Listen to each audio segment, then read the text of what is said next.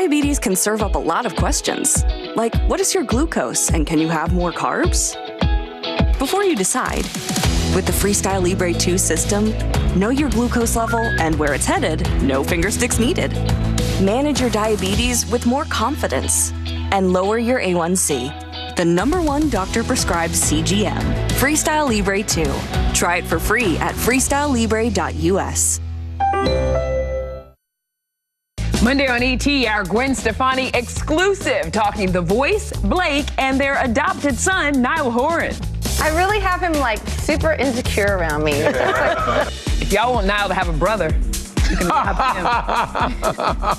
All right, we've got one more thing to show you before we say goodnight. I guess I'm the big brother. Okay, night, Bye, everybody. And you can dance for inspiration. Come on, come on, come on. Happening now. One arrest, possibly 40,000 lives saved. That's what the Bexar County Sheriff's Office is saying about a recent fentanyl bust. That and more coming up. Fall-like weather returning. We'll talk about that and the all-important Eclipse forecast, where most of the clouds will be tomorrow morning in just a bit. Get the most out of your warranty on those big-ticket appliances when they break down on you. And are those extended warranties even worth it? The News at 5 starts right now. At 40,000 pills with the potential to kill 40,000 people, if the statistics hold true, we absolutely save lives. A San Antonio teenager who's bused by Bexar County deputies revealing the extent of the lethal danger fentanyl already has on our local streets. The young man pulled over for a routine traffic stop only to be found with a carload of poison worth nearly $150,000 on the street and capable of killing tens of thousands of people. Our John Paul Barajas with the Bexar County Sheriff, who says this deadly trend has not spared San Antonio. These two packages wrapped in duct tape contained about 40,000 pills that tested positive for fentanyl. The Bexar County Sheriff's Office made the find during a traffic stop on the 6800 block of San Pedro on October 6th, but just recently confirmed the pills were made with the drug. Because it's such an unstable drug, because it's so dangerous and can very easily kill somebody if it's ingested or even inhaled, they took extra precautions and didn't even open the packages out there at the scene. Now 19-year-old Brian Betancourt is facing a felony charge of possession and intent to deliver.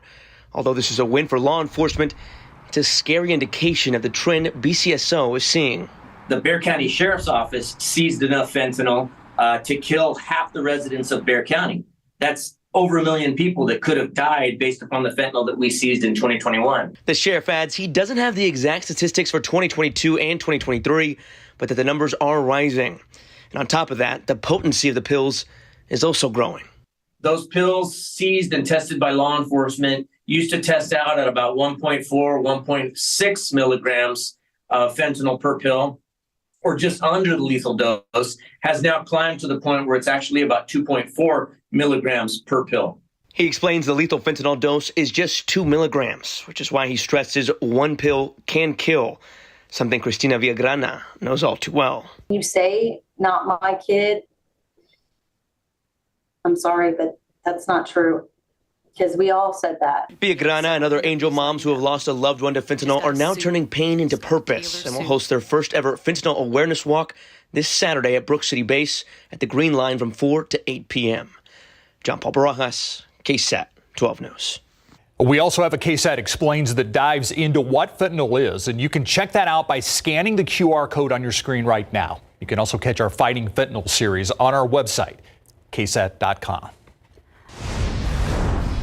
A rolling beer bottle battle on a San Antonio street, now at the root of a murder charge. Happened back in April when a group of young men began throwing beer bottles at a truck as they drove down the street. But that beer battle turned deadly when they chased the other car to an intersection of Hemphill and Ben Roos Drive. When they all got out, one man was stabbed. His friend who was trying to help also cut. That friend, 18-year-old Kevin Eliab Esquivel, ended up dying from his wounds. The initial victim survived.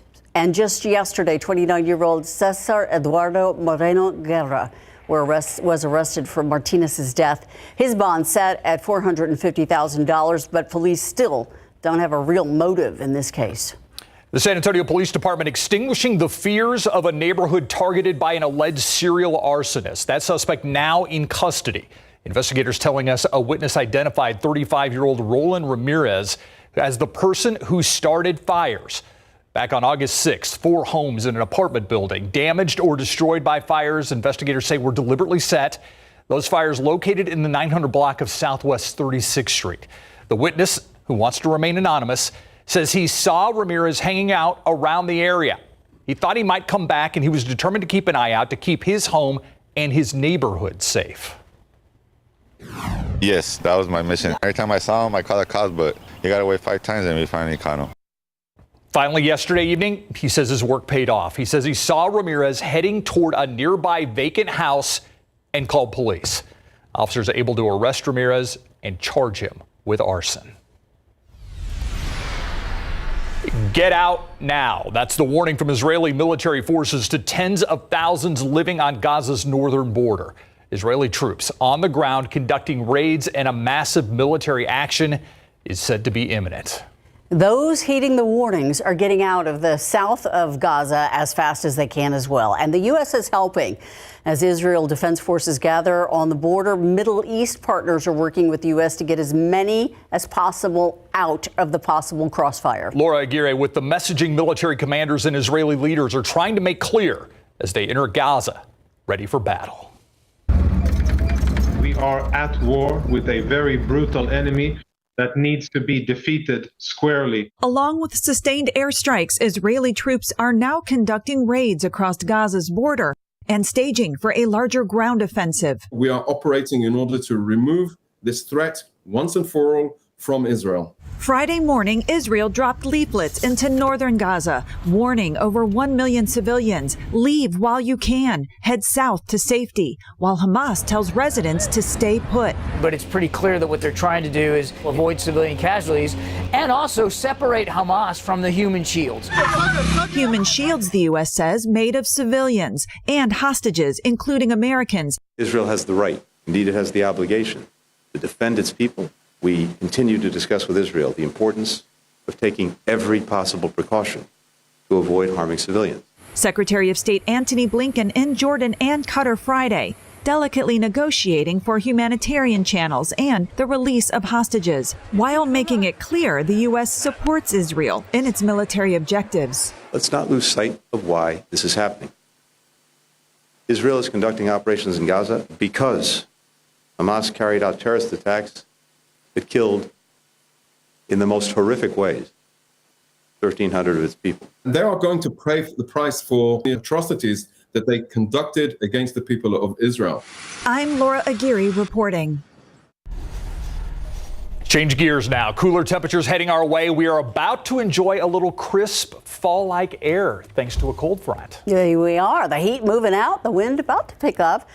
So, Adam, how soon are we going to see and, more importantly, feel the change? You'll notice some changes within just a couple of hours. I guess the best way to find the cold front right now is by looking at Authority radar, because you can see the dark green echoes along the radar. That's the cold front actually kicking up little bits of dirt, insects, leaves and whatnot. I highlighted that in this blue line here. So the cold front already through Bernie, Fair Oaks Ranch, moving into Timberwood Park, about to hit 1604 on the north side of San Antonio. And shortly thereafter, the wind is going to kick up.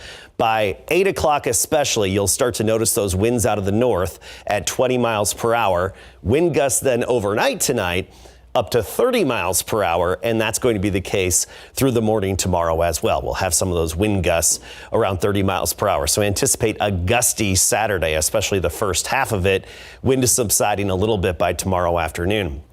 Dew points also plummeting right behind that front. So within a couple of hours, the humidity is going to plummet and be very low through the weekend. That means we've got some cooler fall-like conditions on the way. Some 90s out there right now. We'll say goodbye to those 90s and talk about how cool it's going to get, along with your Eclipse cloud cover forecast in just a bit. Thank you, Adam. All right. Set your alarm. You don't want to miss the eclipse tomorrow morning. The changes to the sun and the moon beginning at 10:23 in the morning. There are lots of places that are holding special viewing and watch events around San Antonio in the Hill Country. Remember, you must wear ISO certified solar viewers or glasses to look at the eclipse. And don't forget, KSAT is your Eclipse authority. We're going to have team coverage of the big event beginning on GMSA on air. Plus, our Appcast begins at 11 a.m. Scan the QR code and access everything you need to know so you and your family can watch the eclipse safely.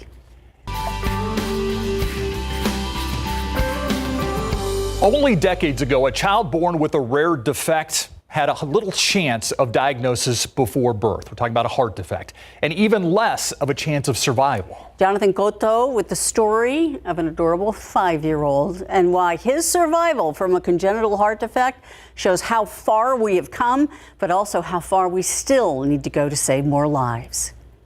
I think it's scary for any parent when you have something that you're not anticipating, because everyone feels like, oh, pregnancy, it'll be healthy and, you know, it's going to be great. In the early days of his life, little Dante was faced with a challenge that would test his tiny heart. His mother, Christy Wyatt, says it was the prenatal screening that essentially saved his life. So close to 30 weeks, he had done my ultrasound and caught that there was potentially something with the heart. Surgeon and physician Dr. Aaron Abarbanel says Dante was diagnosed with a rare heart defect that posed severe health risks, making Dante's chances of survival uncertain. In Dante's case, he was diagnosed with what we would call a hypoplastic heart syndrome, which means he was missing a big pumping chamber of his heart. At just days old, Dante underwent the complex Norwood procedure, a surgery that builds a new, larger aorta. From a medical standpoint, back in the 1970s, these kids would uniformly not have survived. Thanks to cutting-edge research and advances in pediatric cardiology,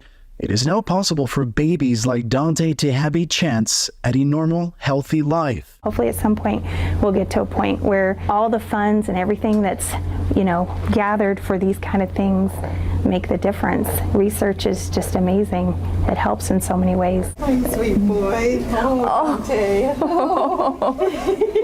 Now at 5 months old, Dante is much stronger, but awaits yet another surgery. So I know going into this one is maybe not as much fear as like sadness of, okay, he's going to have to go through this again, and now he's older, so he understands a little more.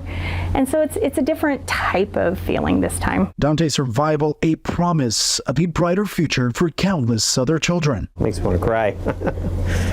Yeah, it's just crazy. I'm so fortunate to be able to do what I do. Yeah. Incredibly blessed to be with, you know, families and my team. Jonathan Cotto, KSAT 12 News. And those of us with kids who were born with unusual heart problems are very happy to see doctors like him happy. The Congenital Heart Walk is tomorrow. The event raises money and awareness for the Children's Heart Foundation. Organizers say it's the largest group of walkers of any of the 31 Congenital Heart Walk events that are going on around the country. If you want to hear more about Dante's story and about the Heart Walk, you can head over to our website, KSAT.com. Check out TransGuide right now. We're going to I-35 at New Braunfels, and actually it's the southbound lanes that you're looking at right now as you head towards downtown. Very slow going on this Friday afternoon. And straight ahead, how good is your warranty? Either it comes with your purchase or you buy them separately. How to get the most out of them if you buy one after the break. I'm Myra Arthur, and here's what we're working on for the news at 6 o'clock on this Friday. Texas lawmakers are debating a bill that would give parents the power to choose what school they want taxpayer dollars to go to. Why a San Antonio City Councilwoman believes this bill could lead to even more school closures in her district. Plus, the Battle of Medina, the bloodiest battle in Texas history. We know when it was fought, but not where. The quest to find that location, though, may finally be over, where clues led one Texas history enthusiast. All that and more coming up today at 6. Thank you, Myra. When you spend big bucks on something, chances are fixing it's going to be expensive too. Major appliances, your car, even your house could be covered by a warranty, and that might give you peace of mind. Yeah, but that's if it covers the right things. 12 on your side's Marilyn Moore. It's on what to look for in the fine print.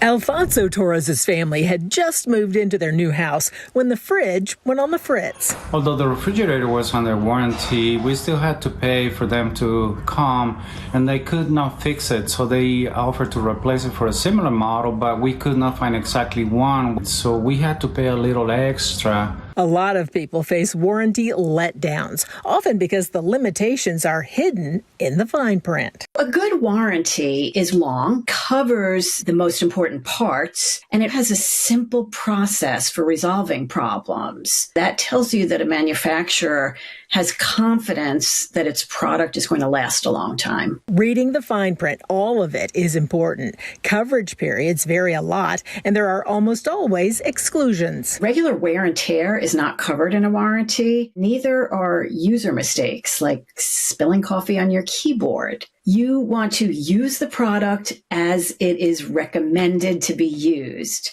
That's really important to make sure your warranty stays in effect. And what about extended warranties? They claim to provide additional coverage on top of the manufacturer's warranty or after it expires. Sounds good, but Consumer Report says most times they are not worth the additional cost. We generally have found that extended warranties are not worthwhile and that consumers are typically better off just putting a little cash away for emergency repairs. Even if a product is recently out of warranty, it can't hurt to contact the manufacturer. And if you paid with a credit card, you might have additional warranty protection there too. Marilyn Moritz, KSAT 12 News.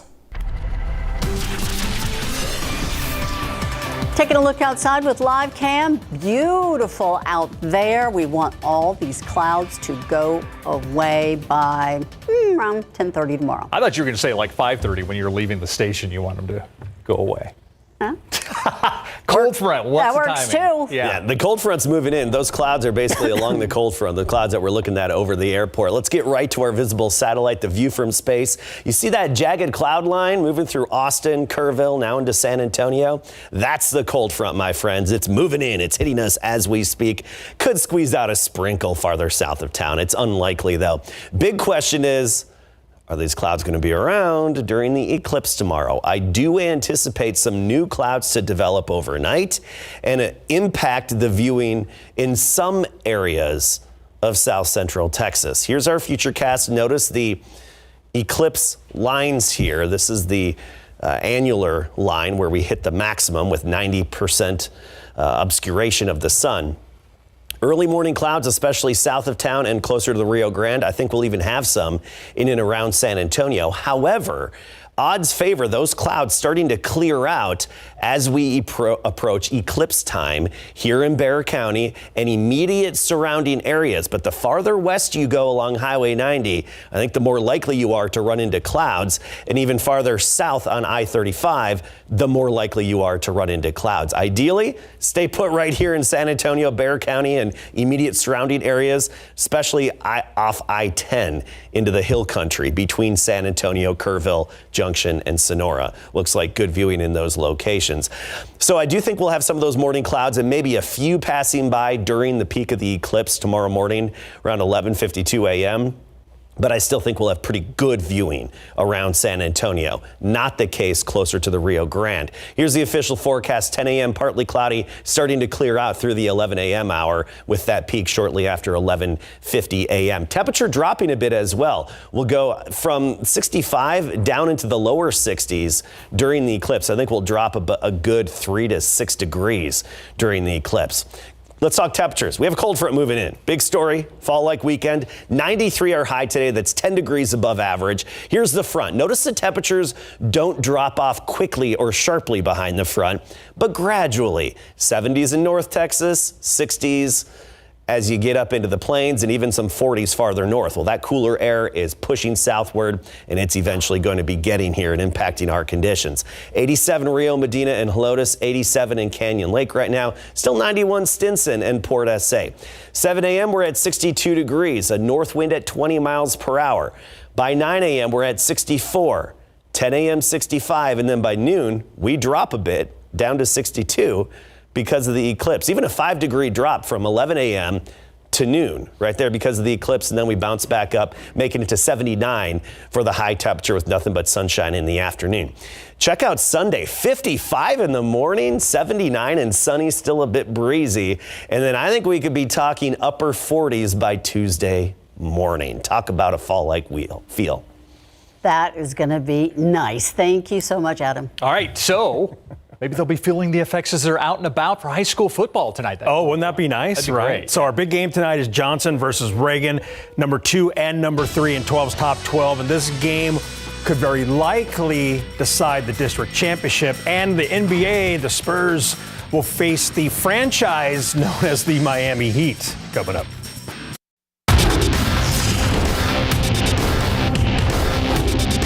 Yeah, no, he's still a sophomore, junior in college. That's what I label him as. But he's definitely, his presence in the locker room is felt, and I feel like guys really respect him. Jeremy Sohan is no longer a teenager, but he's still got the energy of one and the respect of his teammates, says Doug McBuckets in Big Board Sports. Reagan and Johnson is the big game in our big game coverage tonight. Man, it should be a good one. Led by quarterback Ty Hawkins, the Johnson Jaguars are 6-0 overall, 4-0 in District 28 6A, and they're ranked number 3 in 12's top 12. On the flip side, the Reagan Rattlers are also 6-0, 4-0 in district, and they're coming off 3 straight shutouts, outscoring their opponents 167-0. These two powerhouses are meeting in what could decide the 28 6A title. You know, it's a big game, so that's always going to be the motivator. And I think just keep that chip on our shoulder and continue to get better. You know, this game, we know it's Johnson, it's the Reagan-Johnson rivalry. You know, it's pretty iconic, but, you know, for us, we're treating it like it's our next game. So we're, you know, coming in here, practicing every single day, like we're trying to prepare for another game. So, you know, it's definitely an important one. We have a different mentality going into this week, but we're just focusing on us and doing what we can do. It's our game of the week, Johnson and Reagan, 7:30 tonight at Heroes Stadium. One of 15 games on our schedule this evening. And here's the 2-game road trip tonight. Lido Hondo and Southwest at Medina Valley. Mary Rominger is hanging out with the Owls tonight at 6. It's also preseason game day for the Spurs, who will host the Miami Heat at 6:30 tonight at the Frost Bank Center. Now, the Heat are without most of their key guys, though, including Jimmy Butler and Kyle Lowry. As for Wemby and the Spurs, they're all set to welcome back Jeremy Sohan, who didn't play Monday night due to soreness. Yesterday, he said he's ready to go. Here's Doug McDermott from Morning Shoot-Around on Jeremy's game. He's still the same Jeremy. He's getting downhill. He's really finding guys getting in the paint. He's comfortable with his three-point shot. You know, I think he's only going to get better with that, but it's going to take time. And, you know, I think the strength of his game always needs to be his motor and, you know, getting downhill. Here is the matchup. Heat at the Spurs tonight, 6:30 at the Frost Bank Center. And the Heat have, 6, 7, 8 regulars that didn't even make the trip. Yeah. So I don't know who's going to play for him. Yeah, we'll see if you recognize any of the Heat players. Yeah. Right? Thanks, Larry. We'll be right back. The cold front's hitting right now. The wind's going to pick up within a couple of hours. It's going to be gusty this evening, and the humidity is going to plummet, but the cooler air is going to lag behind. Still low 60s tomorrow morning, but notice mornings, upper 40s, low 50s into next week. Thank you, Adam, and thank you for watching the News at 5 with us. World News up next. See you back here at 6.